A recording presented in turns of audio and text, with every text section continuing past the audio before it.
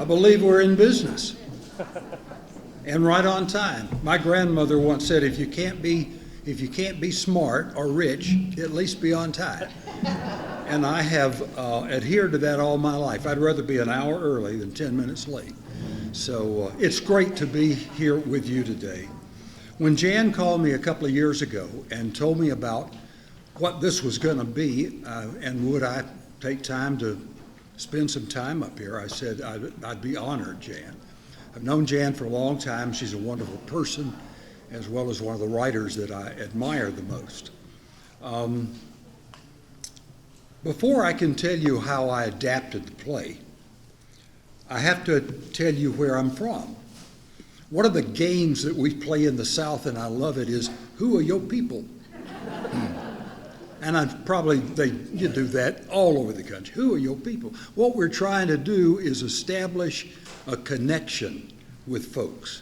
And if we can find some way that we're connected, that even helps more and more. If you're a stranger, I'll get to know you and we'll be friends. I have a friend in Alabama who his hobby was going to funerals. And if he was driving along a 2-lane road and he saw a little rural church and there was a hearse or a flat body truck, use those a lot, to carry coffins, and the crowd of folks, he would park and go in and sit in the back and listen to the service. And then he would adjourn with the congregation out to the little funeral, to the graveyard next door. And he would start working the crowd. Who are your people? Now, he was kin to a lot of people in Alabama, and usually, or if he wasn't kin to them, he knew somebody who was. And so he would go through playing this who are your people game. And if he couldn't find any connection, he'd just make one up. So that's what I do. I just make stuff up. Where am I from? I'm from Hudson. I'm from Elba, Alabama. I'm from Blowing Rock. I'm from a small town in Pennsylvania, and one in Maryland, and one in Michigan, and one in Utah, and one in California. I am a small town kid and a storyteller, and that's really all there is to me. Growing up in a small town, and my hometown was Elba, Alabama, where I spent my childhood and youth. Growing up in that small town marked me forever as a writer. The town loved us kids, and the town showed us they loved us and cared about us, cared what we did and how we did and so forth. If we had a high school play, then we knew that the audience was going to be full of people, some of whom were our relatives, but many of whom weren't kin to us in any way, didn't even have a kid in school, but they came to say, we love you and we're here to support what you're doing. Playing a high school football game, the stands were full of people who might know us or might not, but they were there to say, we support you. And that meant a very great deal. A small town, though, is a library or a laboratory, I would say. Certainly has been for me. I learned fairly early on, I was really interested in books. When I was born, my dad was off fighting in Europe, and so my mom started reading to me. It was just the two of us there. And she would read to me out of the Uncle Wiggily books. I have always been partial to rabbits. And you know how it is when you read to a kid. At first, there's just the soothing sound of an adult voice. It's just very nice being held close and hearing that voice. But then at some point, you begin to get it. You begin to connect all the words on the page that mom is reading with a story. And once you figure out there's a story there, it captures your imagination and you are hooked. And I was given by my mother the gift of reading, the gift of imagination very early on. Also living in a small town, especially in one like Elba. Now, Elba is a town of 4,000 people, similar to the size of Hudson. It was 4,000 people when I was growing up there, and it's 4,000 people now. I think there's sort of an unwritten rule. Anybody moves in, somebody got to die or move out. Trying to sort of have an equilibrium of folks there. But it was a town the size of which was big enough to have a movie theater, but small enough where you knew just about everybody in the town. And I figured out somewhere along the line that if I was smart enough to keep my mouth shut and my eyes and ears open and just listen to people, that I could figure out a lot about what makes us humans tick. Now I'll tell you, I don't know how it is in Hudson. I don't know how it's certainly not this way in Mitford. You talk about an oddball, we had one. Any kind of oddball you want, they're in Mitford. They were there in Elba. And you learned how to deal with oddballs. And sometimes that was one of the most fun things in town was getting to know Jimmy Foley, who was 45 years old and showed up for the first day of high school every year. It lasted about 2 days, but he was there. But you could learn them, you could feel them, you could live with them. You could figure out that they had warts and all. There was light and dark in everyday people, in every life. And you knew who in town had a girlfriend. I'm talking about adults. And you knew who in town was losing money on his business. But you put all of that into that hamper. That is how we human beings tick. And then you use it later on. I heard a fellow say that if you live in a small town, you can't be mad at a fellow if you have to look him in the eye every day. Now there are people in Elba that have been mad at each other for years, I'm sure, but they find a way to accommodate each other, and that's the joy of living in one of the joys of living in a small town. You get to know everybody and you accommodate them. You sit next to them in church and at the ball game and all of that. And even though you may not on the most basic level really enjoy them, they're there, you're there, this is our community, and we're going to find a way to get along and accommodate each other. So I bring all of that to storytelling. I have to tell you how I became a storyteller. I know the exact moment when I became a writer, a storyteller. My dad and 3 uncles were in World War II, and one of them was a fighter pilot. He flew a P-51 from England supporting the invasion in Normandy and beyond. It was dangerous work. A lot of his buddies didn't come back, but he always managed to come back. But one time, he was afraid he might not.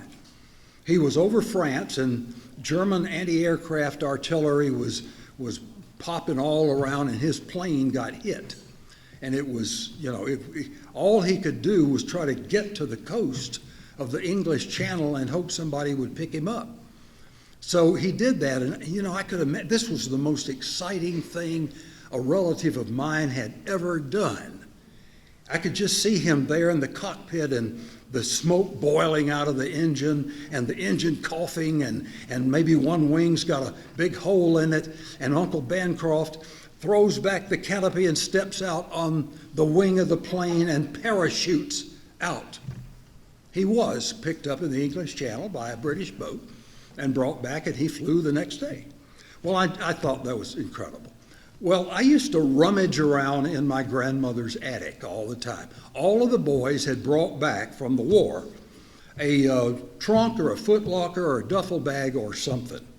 And my grandmother, there were 4 different sections of the attic, and my grandmother, in her house, she assigned a section to each of the boys. And I used to go up there and just unashamedly rummage through all their stuff. And I found out a lot about who they were as people, more than who they were as infantry lieutenants and fighter pilots and so forth. In Uncle Bancroft's trunk, I found a parachute. Now, it was a canopy about like this, about the size of the podium. I learned later that it was a flare parachute. You shoot it up in the air, and the flare goes off and illuminates the battlefield, and it floats down on this little parachute. Well, in my fevered young brain, I decided that was the very parachute that Uncle Bancroft used to bail out of that fighter plane over the English Channel. So one day I strapped it to my young shoulders. I think I was about 10 at the time. And I stepped out, there was a roof right there at the edge of the attic. And then there was a drop down to the nandina bushes that were by the front door. So I got out there and I got on the edge of that and I thought, I'm Uncle Bancroft. And as my feet left the edge of that roof and plummeted into the nandina bush below, I thought, it might be better to write stories than act them out. And that was the very moment that I became a writer and a storyteller. I come from a large, rowdy Southern family. All four of the boys, my dad and the three uncles and all their families lived there in Elba. We were the close-knit family. And it was a wonderful family, and they were great storytellers. My favorite time of the year was Christmas afternoon. We'd have all the presents at home, and then we'd go to Mama Cooper's house, the grandmother, and we would have a family Christmas party.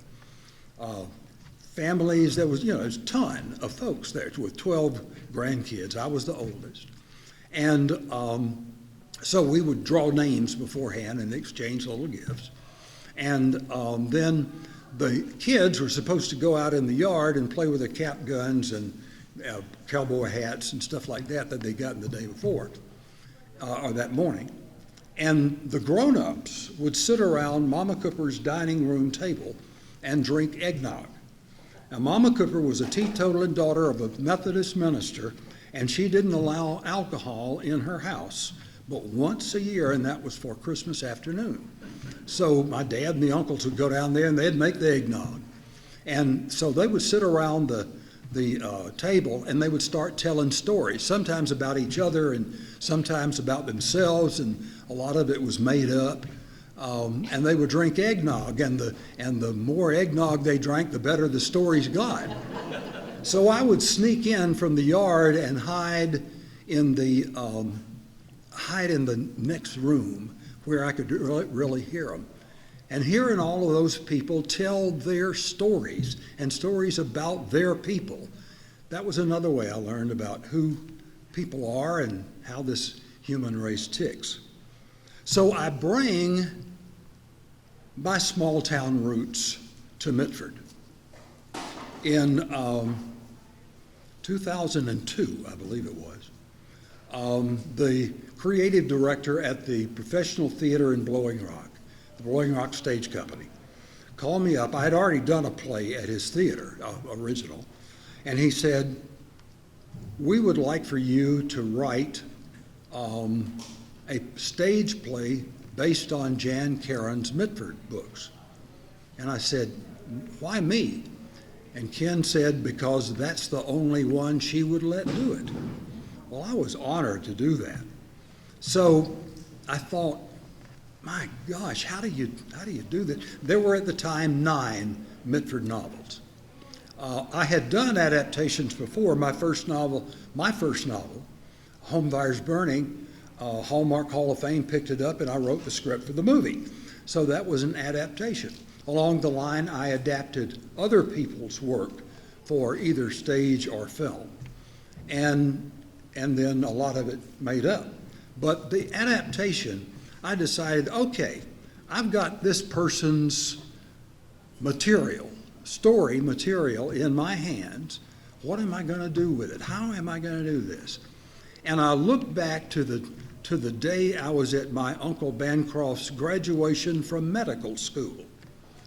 And whoever the speaker was, well, they all had to take the Hippocratic Oath. And one of the key parts of the Hippocratic Oath is, first, do no harm. And so if it worked for a doctor, it should work for me. So when the Hallmark picked up the rights to Home Fires Burning, they were looking for a high-powered LA screenwriter to do the screenplay. And I called my agent and I said, would they let me write an outline of how I thought a movie could be made out of, it was a big book, 350 pages. My editor used to complain of getting hernias carrying it home on the train. Now you just email it, but then that was big not a manuscript then. But so it was a big book. So I just sat down with a book and I started going through it and I started jotting down what I thought were key scenes to illuminate the characters. And then the Hallmark folks had been shooting something in Asheville, and they came through Charlotte. I met them out at the airport and had lunch, and I handed them my proposed outline just to help a screenwriter do the job. Well, they called back about a week later and said, we'd like for you to do the job. So I did, and the process was first do no harm, and then what are you gonna leave out? And that's the toughest part of it. So when Ken called me and said, we want you to adapt the Mitford novels, then the first thing I needed to do was get the material really inside of me. I had read a couple of them, but I had not read the entire series, so I came to it mostly fresh. And so I sat down, and Jan autographed all 9 of the Mitford novels to me, and I treasure them. They're in a special place on my bookshelf. But I read them all, and I got the gist. Every story has an arc. Within Jan's books, there is an arc from the beginning to the end. Characters start here, they change over here. Plot lines start here and they change over here, for better or worse, but they do change. And that's the essence of storytelling. My idea of a story is you get a central character that you're really intrigued by. Now, this doesn't have to be a perfect person. In fact, they really need some warts if you're going to write about them. So you get that central person, and you understand just enough about them to get started. Then you surround them with other characters, and then you give them a dilemma. And there you got a story. The story is how those characters react to the dilemma. Do they solve it? Are they undone by it? But that's sort of my simple formula for writing a book. So I'm looking at these books, and I read through them one time, and I don't make any notes. I just read them. Then I go back through them a second time, and I read them all, and I'm having a lot of fun because you know those books are fantastic. And I jotted down a few notes and made a couple of marks in the books. And then I went back and read them the third time, and when I did, I outlined those 9 books. And I looked at that outline, and I started picking out parts of the story that I thought really told it, the whole thing, and looking at the parts that I could leave out. And when I looked back at that outline a couple of days later, I just left it alone. I looked back at it, and I said, yeah, that's got the arc. People start over here in this place, and they end up, at least at the end of that 9th book, over here in maybe the same place, but in other places internally, spiritually. And so that was it. So then I did not write the play. Jan Karen wrote the play. All I did was take Jan's wonderful story and put it into 2 hours of drama and comedy that you could see up here on stage. I love collaboration. When I write a novel, and I've written 6 of them, it's lonely work. You know, you're there with nothing but your blood, sweat, and tears and some imagination. One of the guy who years ago wrote for the New York Times sports section said, writing a story is easy. You just put a piece of paper in the typewriter and open a vein.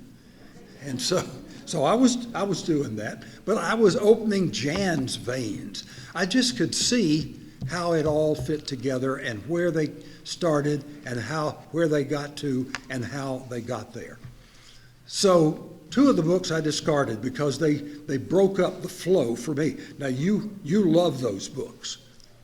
I love the books, but I'm trying to squeeze 9 books into a stage play that's going to last less than 2 hours.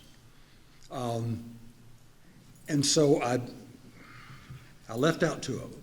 So I got the 7 books, and I go back to the outline, and I say, all right, this is how it's gonna do. And I start writing scenes. I'm a very visual person. I worked in television news for 30 years. I've written a lot for the movies. And I can see things up here and then somehow get them on paper. I learned a long time ago, if you see something up here and you spend too many words getting it on paper, then it sort of sinks below the waves under the weight of all those words. So use a few words that all you need to do is trigger the audience's imagination. Writing a novel, as I say, is painful, lonely work, but writing a stage play or a motion picture script, you know that you don't have to do all the work yourself. You know that you've got all of those other people, cast and crew and makeup artists and everybody who is in it, and they are all bringing their talents to make the play. I have a play that runs every summer down in Kings Mountain, North Carolina, about the Revolutionary War. And I always tell the cast and crew at the beginning when we meet for the first time, what I give you is nothing but words on paper. What you do with those words on paper, what you bring to it from your vast talent, then that's what is going to make the magic. And invariably they do. And they're going to do it tonight and tomorrow afternoon up here on this stage. I've seen several versions of this, and all, I came away thinking, man, they made the magic, and they're going to make the magic up here and tomorrow. You use what you have. My brain is like the worst junk drawer in your kitchen. And we've all got a junk drawer. In fact, at my house, we've got 2 of them.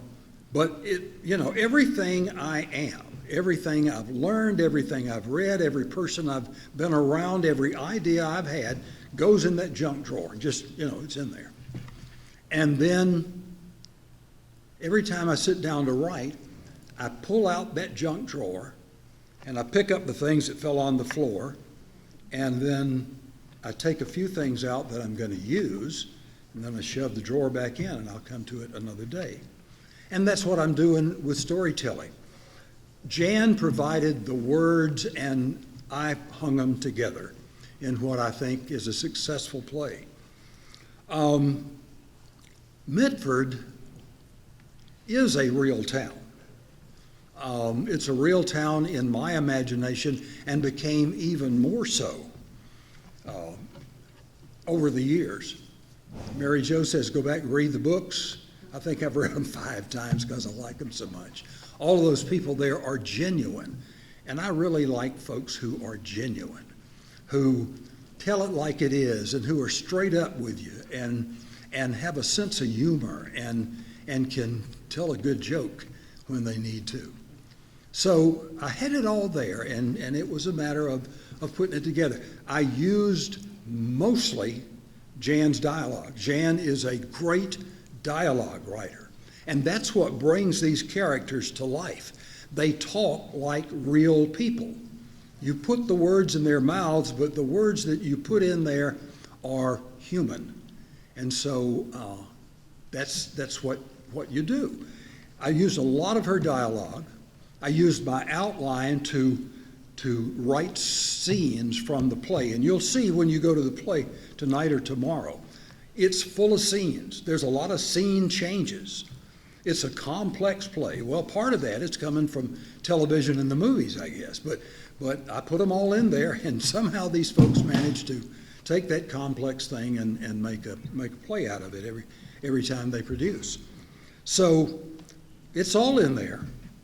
And I know how it ties together. And so I start writing scenes, and I know from the book which people need to be in those scenes. I certainly don't write every scene that's in the 9 books or the 7 books, because if I did, we'd be here for a couple of weeks.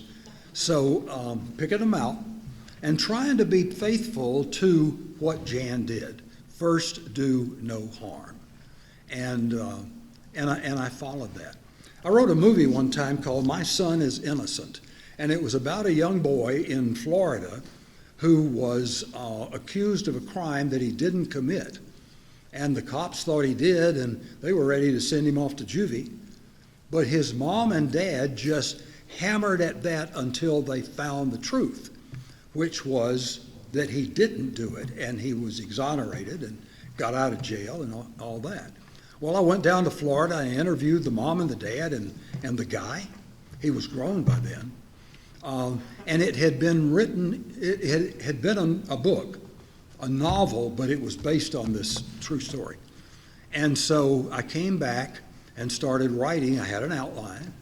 And then the director called me up after I'd handed the script in, and he wanted to put in a scene that didn't exist.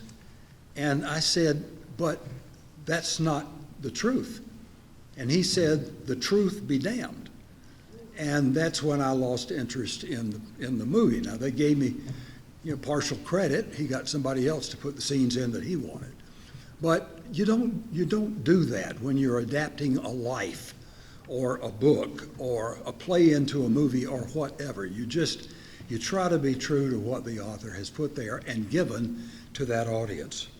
So I'm using what Jan has done, and I write the play, and I'm on pins and needles. I send it to Jan. Jan and I have known each other for a long time. And then I called her, and I said, Jan, have you read the script? She said, you got it right. That's all I needed to know. If Jan Karen thought I got it right, then I got it right. She had a couple of so tiny suggestions to go in there that made things better. But other than that, it was her words and my words getting together and making something different, adapting it, innovating, and it came out the way you'll see it on stage. You may have already seen it in one place or another.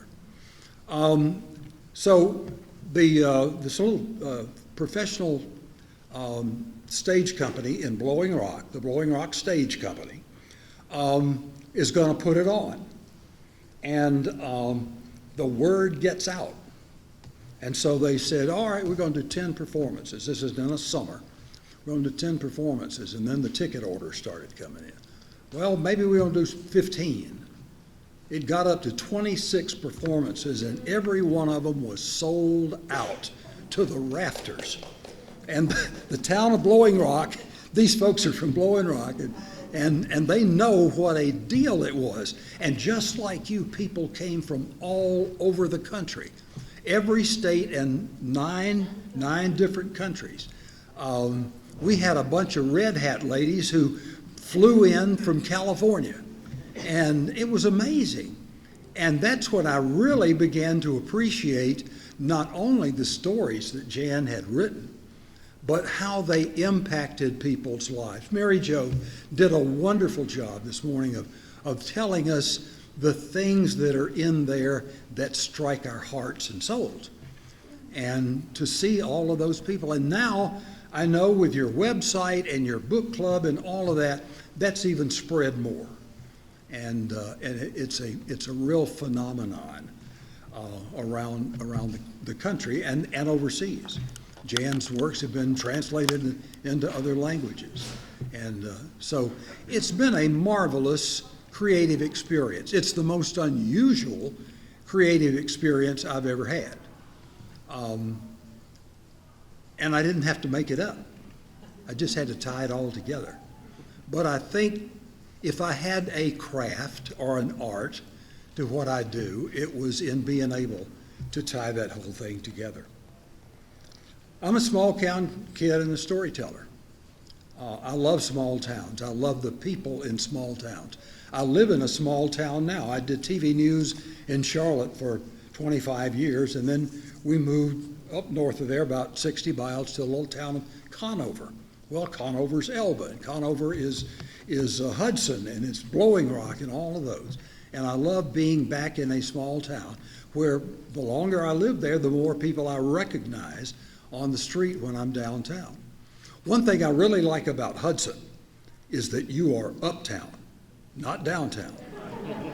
When I was in TV news in Charlotte, the center city was exploding, all of this new growth, and it was just marvelous. We got a pro basketball team and a pro football team, and Charlotte was the go-goest city in the world.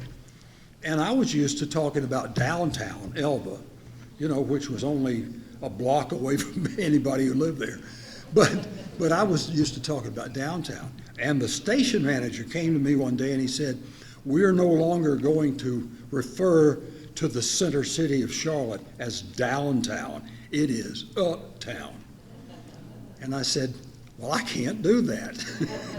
And I was the only one at the whole station who couldn't call it uptown. But uptown Hudson, you are uptown. That's a mark of cultural distinction. The only other thing you could do to increase your cultural atmosphere here would be to get a Dairy Queen. Now, my hometown of Elba has a Dairy Queen, and the high school band isn't very good, but they got a Dairy Queen. So, and I wrote a novel called Dairy Queen Days, and I set it in a small town. Most of my novels are small town. I set one in Raleigh because Raleigh was big enough to have a TV station, and my hero was a TV weatherman. But all of the others have been in small town. That's what I know. I was at a writers' conference one time, and there were some really high-powered people there. And one of them got up, and he was talking about the book, and somebody in the audience said, "How much of it is autobiographical?" He said, "Oh, none of it. It's not autobiographical. I made it all up." Well, what did he make it all up from? He had that big pile of dough. He had that junk drawer in the kitchen. So he was using all of that stuff because that's who he was, and that's who I am. I try to be a laid-back, simple person. I can't be all the time. My wife says I'm a little impatient, but I try. And I use things that were reinforced in my life by reading the Mitford story and adapting it to the stage. I hope you'll come to the performance. I hope you'll either tonight or tomorrow or somewhere around you. If you have a community theater, tell them you need to produce Welcome to Mitford. And it's been produced all over the country. Jan and I agreed after that gangbusters opening, the premiere, that we would let it be published. And so I called my play publisher, Dramatic Publishing Company, and I said, "Would you like to look over a play called Welcome to Mitford?" Well, the person I talked to knew about Mitford. So I sent the play and they grabbed it. And Jan and I together gave the permission to produce the play. And I hope Jan gets a big check every 6 months or so from that.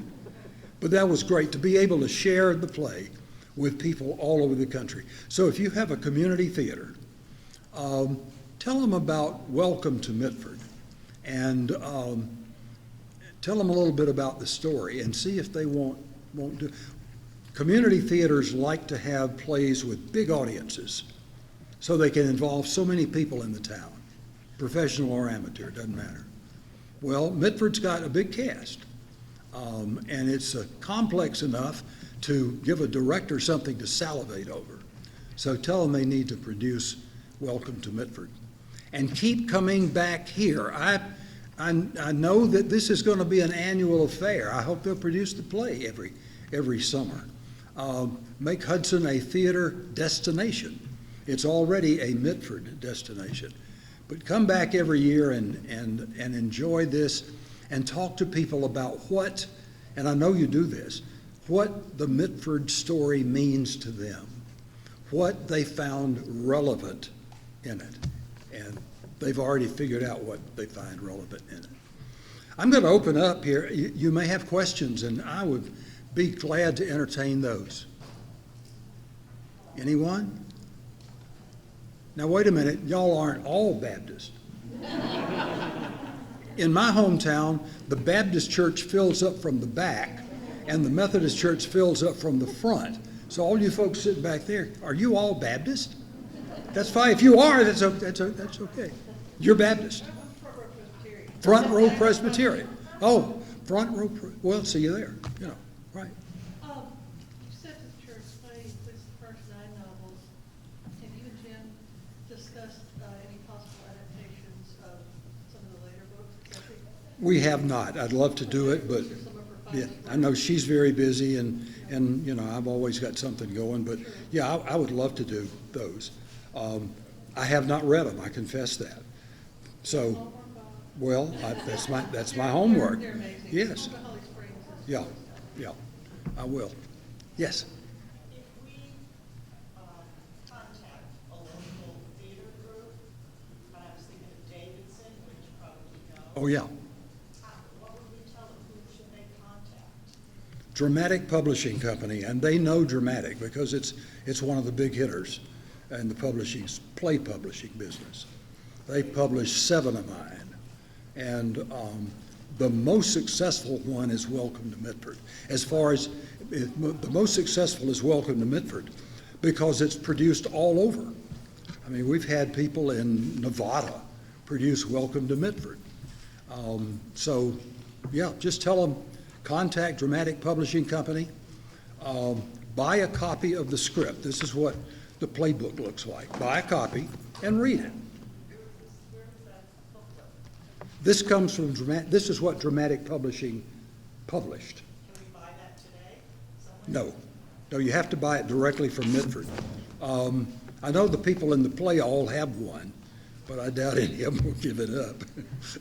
All right, right here. I know it was dead so long ago, but I took my mother and some of her friends to that first production of Blowing Rock, which was one of those, and it was, the play was wonderful. What was lacking was casting. I know on the drive back to Hickory, we had all that is what I said, probably doesn't. So my question is about casting. I was glad to know that Jan had a hand in the casting of this play. Figured it would be perhaps more spot on. But that must be a challenge because we all have these characters in our minds and what we believe they look like. And when you see one on every stage, that's not right. Neither. You gotta get the dog right. Yeah, neither Jan nor I had any role in the casting. She was here though in Hudson when they did the casting for this one. I saw it. Yeah, maybe so, but She probably made decisions. yeah, no. She was on the side. She was there really during the run of the play, but Oh, you mean the first time? The first time, I was talking yeah. about when they cast this, but this one. Yeah. No, that was obvious that she wasn't. yeah, It's just, I know. casting is tricky. A word about that, yeah. Now, the theater in Blowing Rock that premiered it is a professional, or was at the time, a professional theater. It's now moved to Banner Elk. But, yeah. Yeah, they were all professional actors, and I just loved them. I thought they brought so much to the production, and the Blowing Rock folks, you know, will tell you that in a hurry. But that's an individual thing. When you let the play out, you don't retain much control. I've done movie scripts, and you know, it stops when the director gets the script. You don't have any control after that. Most of them won't even invite the screenwriter to the set. Hallmark always did, and you know, but I was not there to change anything. And some of these other folks, you know, they would make changes willy-nilly, and that was up to them. But they have to do the casting, and that's a hard job. Auditioning folks, seeing who will fit where, and that's part of letting it out on the world. I think of writing a story, a big story, as sort of like giving birth to an elephant. If you know anything about elephants, the gestation period is very long, and when it's born, you hope nobody sees that it has long floppy ears. And everything you do has some long floppy ears, believe me. Yes. Could I have a word about our show here? Yes, please do. She said, I'm Keith. I'm the director. Keith, come up so everybody can hear you. just what she said was interesting.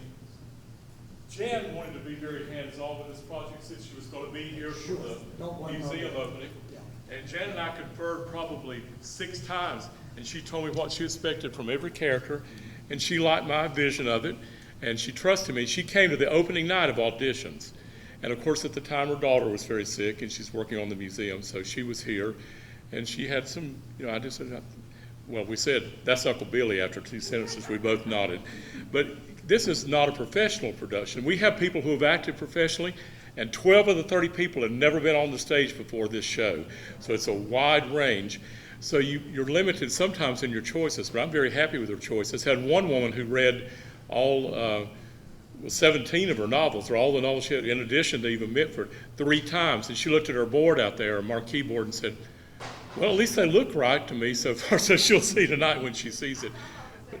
Well, thank you. But she did collaborate with me, and we talked a lot, and she's been tied in with the museum. She lives in Black Mountain. She's not been up to any rehearsals, but I appreciate her trusting my vision with it. But Mr. Inman's right on the money about everything he says. So it's been a challenge, been very rewarding. So she was here one night for auditions, and then we cast from there. The lady who needed a script, who was that? Who was asking about a script? Was it you?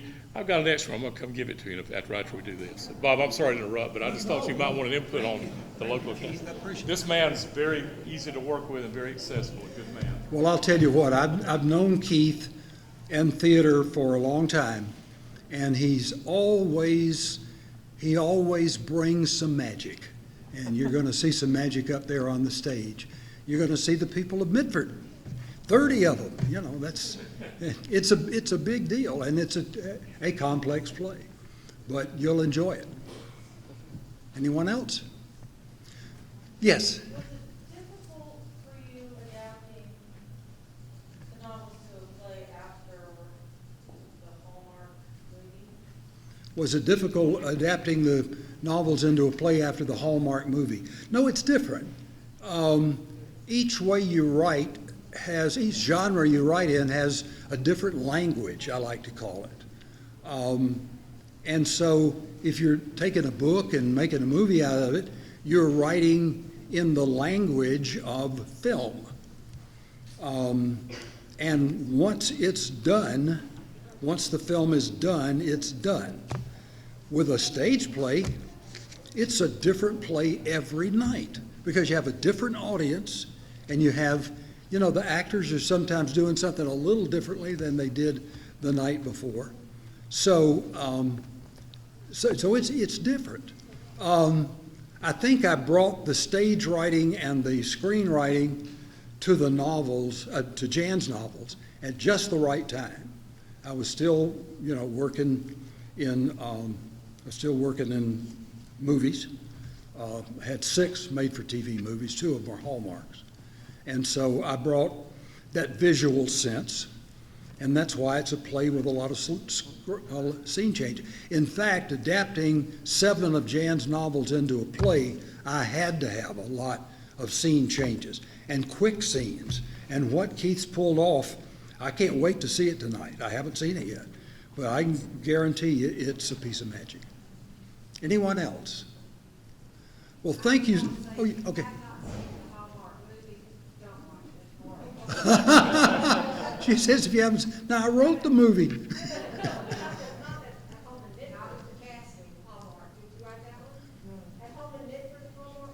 No.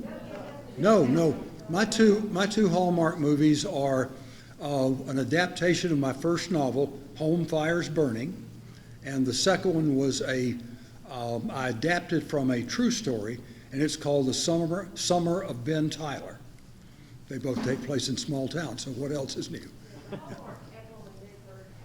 Yeah, no, I have not seen it, and based on your advice, I think it'd be kind of like liver mush.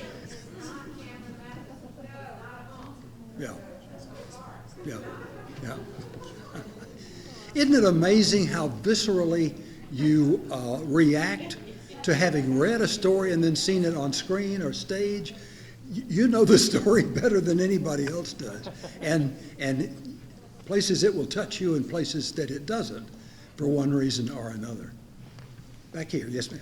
If you haven't seen this play, we saw it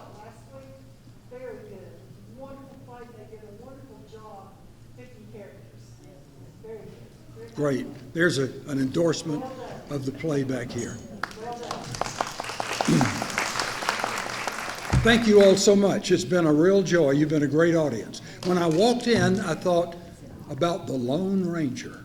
You remember the Lone Ranger? You know, the TV series? You know, the Lone Ranger and Tonto would wander into a town and they would solve some big dilemma, and then they would ride off into sunset, and invariably somebody, as they rode off, would say, "Who is that masked man?"